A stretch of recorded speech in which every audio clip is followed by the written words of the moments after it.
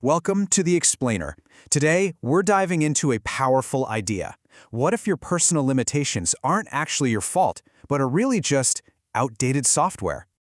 You know that feeling, right? When you self-sabotage a goal or just feel like you're stuck in a loop. It's that frustrating sense that some invisible force is steering the ship, and it sure doesn't feel like it's you. And this is the core message from Yareem Michael Ali's book, Upgrade. And honestly, it's a complete game changer. It reframes all those struggles not as personal failures, but as the totally logical result of old, inherited code just doing what it was designed to do. Okay, so let's get into it. The author suggests we think of ourselves as spiritual beings navigating this incredibly complex biological vehicle, our body and our mind. It's an amazing piece of equipment, but there's a catch. So all that anxiety, that confusion, that frustration you feel, those aren't signs that you're failing at life. They're system alerts. They're like a check engine light for your soul, signaling that you're running on conflicting programs and you're out of sync with who you truly are. So, where in the world did this original programming even come from? Well, the science points to this really critical window in our development where our core operating system gets installed. For the first 7 years of our lives, our brains are basically in a state of hypnotic download. We're like little sponges, just absorbing everything from our environment as survival-critical fact. Beliefs about money, love, safety, self-worth, it all gets written directly into our subconscious, no questions asked. And this process sets a baseline for what feels normal to you, whether that's a feeling of scarcity or stability or maybe even chaos. And your subconscious, it acts like a thermostat. It will work tirelessly to bring you back to that familiar setting, even if that setting is limiting you or causing you pain. And this is exactly how these programs create these adult autopilot scripts. Do any of these sound a little familiar? Sarah consciously wants a deep connection, but her code says being vulnerable is a weakness. David wants to ask for that promotion, but his code is screaming that being visible is a threat. Leo craves a stable, loving relationship, but his code sees long-term commitment as a cage. But get this, the programming doesn't just start with us. There's an even deeper layer of code, one that was passed down through our very bloodline.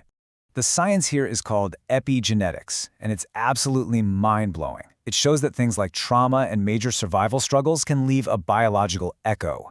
These experiences don't actually change your DNA, but they can flip chemical switches on your DNA that change how your genes are expressed. And those settings can be passed down. The author shares this powerful personal story of inheriting what he calls a frantic hustle.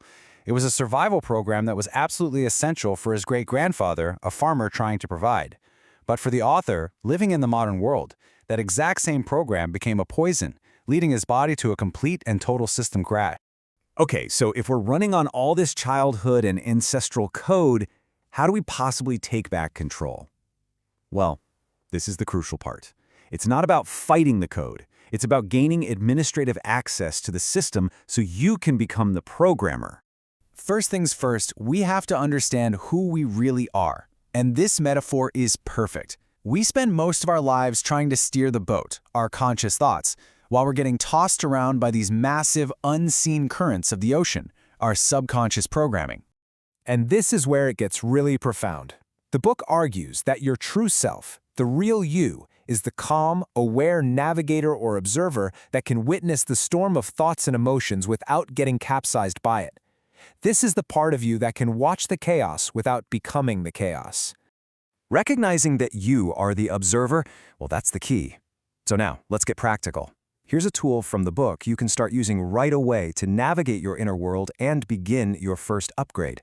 So the biggest mistake most of us make is trying to force happiness when we're feeling really low. It's like trying to jump from the bottom of a ladder straight to the top. It just doesn't work. The real key is gradual, gentle, step-by-step movement. This slide shows something called the emotional guidance scale. Just think of it as a map of your feelings, from the really low vibration of powerlessness all the way up to the high vibration of joy. It shows us that every single emotion has its own frequency. And the process is so simple, but it's really profound. First, you just identify where you are on the scale with zero judgment. Then don't even try to leap to the top. Just look at the next level up. And then you just reach for a thought that feels slightly better. That's it. A thought of blame is an upgrade from powerlessness. A thought of frustration is an upgrade from blame. It's all about relief, not perfection. By becoming aware of your internal state and then choosing a slightly better feeling thought, you start the process of your own upgrade. Every time you do this, you're consciously installing a new, more empowering program, one thought at a time. And so, this explainer leaves us with the book's central provocative question. It's a reminder that we are the authors of our own story, and at any moment, we have the sovereign power to set down that old script and begin again.